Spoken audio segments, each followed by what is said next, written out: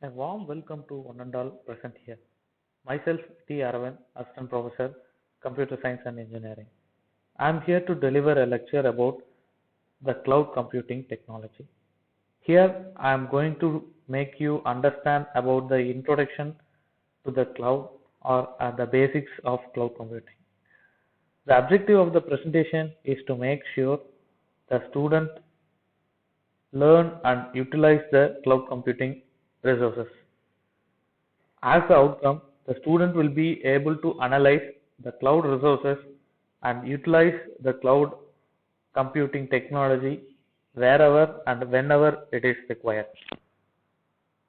The term cloud refers to a network or internet. Previously, cloud symbol is used to represent internet and later it is termed to cloud computing. Cloud computing is majorly depend on the internet. We can say it as internet is the backbone for cloud computing. As we normally say, agriculture is the backbone for our country. Internet is the backbone for cloud computing. The figure represents the cloud computing technology that can be compatible to any kind of devices, whether it may be a laptop, it may be a desktop, or it may be a server. So these technology can be compatible to any devices and we can access the resources from any place, any time with a minimum cost.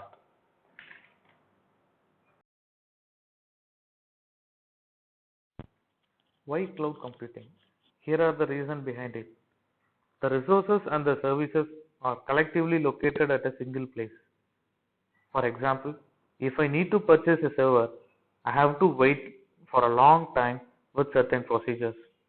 I need to get a quotation, I need to get the management approval, the payment process, transportation, installation, configuration, but within a month or two, the server will be outdated. This causes a great financial loss or technological outdated. In order to avoid this situation, we have to look forward for a new technology, means the cloud computing, where I could get a good resources, where I need not bother about any transportation, installation, configuration. Here the thing I need to do is I need to follow a simple procedure and how long I use I can pay.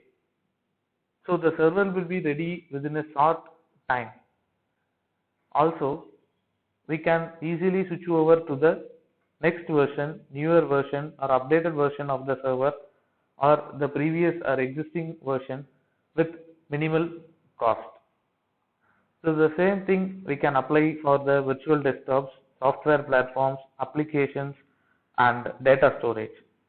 So in the virtual desktop, we can have the guest OS and host OS in the same physical machine. So there the host will be in the physical machine and guest will be the virtual desktop. Coming to software platforms, so we can have access to the many number of softwares without installing, without configuring, without purchasing any license. So same as like the applications also we can go with number of applications. We can also have the data storage.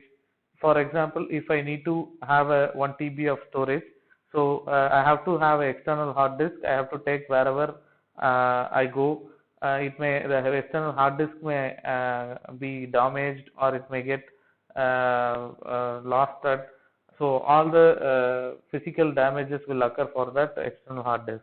So if I have 1 TB storage in cloud, so wherever I go, it will travel along with me. So these kind of flexibilities and resources availability makes the advantage why we are accessing the cloud computing. The vision of cloud computing are the cloud computing allows anyone with a credit card to provision the virtual hardware, runtime environment and services. So how long they use they need to pay, with no upfront commitments is required. The entire stack of the computing system is transformed into a collection of utilities. So any kind of resources will be available at any time. In what situation I can go for a cloud? The figure represents who, where, when to use the cloud computing technology. So here are the scenarios. I need to grow my infrastructure, but I don't know for how long. I cannot invest in infrastructure. I just started my business. I want to focus on application logic and not maintenance and scalability issues. I have lot of infrastructure that I want to rent. I have a surplus of infrastructure that I want to make use of. I have infrastructure and middleware and I can host applications. I have infrastructure and provide application services. So I want to access and edit my documents and photos from anywhere. So these are the scenarios where the cloud computing technology is widely suited. The cloud can be provisioned and composed together to deploy systems in hours rather than days and with virtually no maintenance cost. The demand has fast-tracked technical developments and enriched the set of services offered, which have also become more sophisticated and cheaper. The long-term vision of cloud computing is that IT services and traded as utilities in an open market without technological and legal barriers. To define a cloud, cloud often associated with virtualized infrastructure or hardware, on-demand utility computing, IT outsourcing, platform and software as a service. The term cloud has historically been used in the telecommunication industry as an abstraction of the network in system diagrams. It then becomes the symbol of most popular computer network, the Internet. This meaning is also applied to cloud computing, which refers to an Internet-centric way of computing. Cloud computing refers to both the application delivered as services over the Internet and the hardware and system software in the data center that provides those services. This diagram represents the NIST cloud computing reference model. Here we have the cloud consumer who needs the cloud services, the cloud provider who indeed provide the service, the cloud auditor, cloud broker and cloud carrier. So here the auditor will act as an intermediate between the cloud provider and the cloud broker and the cloud consumer to authenticate the security, privacy and performance of the service provided by the cloud provider or the broker. So the cloud broker will act as an intermediate between the cloud consumer and provider. He will be the intermediator. He will arbitrage and he will provide aggregation to the services between the cloud consumer and the cloud provider. The cloud provider will have all the service orchestrations where he will have the infrastructure as a service, platform as a service, software as a service.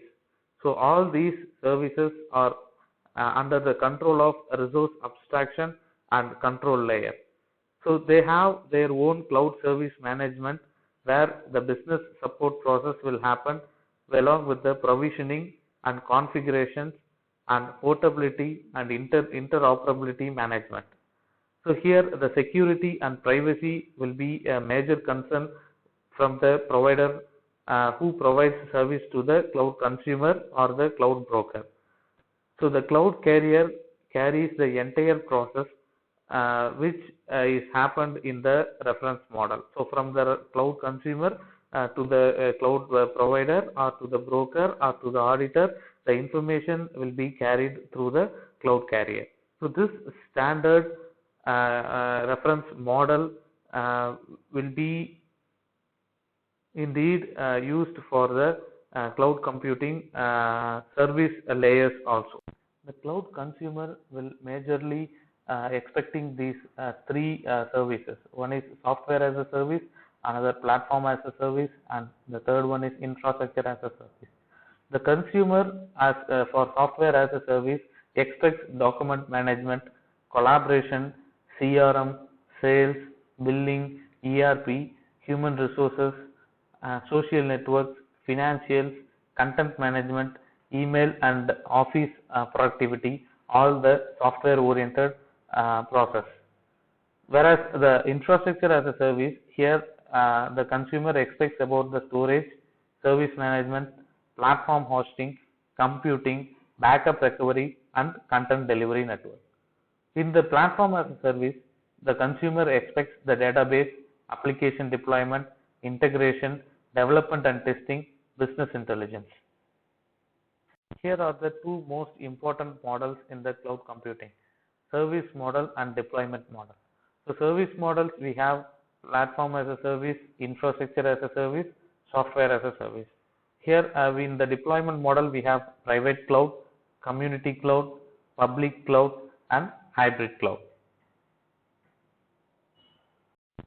To speak about the deployment models, the public clouds are the internet clouds. The third-party multi-tenant cloud infrastructure and services are provided, so available on a subscription basis to all. So the private cloud or enterprise cloud will be a public cloud model within a company's own data structure or infrastructure for internal or partner use. The hybrid or interclouds are the mixed use of private and public clouds, leasing public cloud services when the private cloud capacity is insufficient. In the service models, so we have the software as a service where we can use it, the platform as a service where we can build with it, the infrastructure as a service where we can move to it.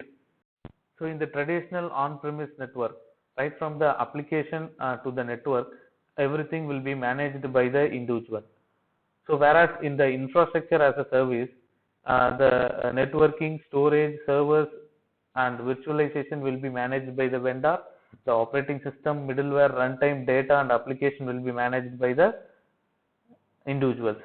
So the platform as a service, here we have almost networking, storage, servers, virtualization, operating system, middleware and runtime will be managed by the vendor, and application and the data will be managed by the individual.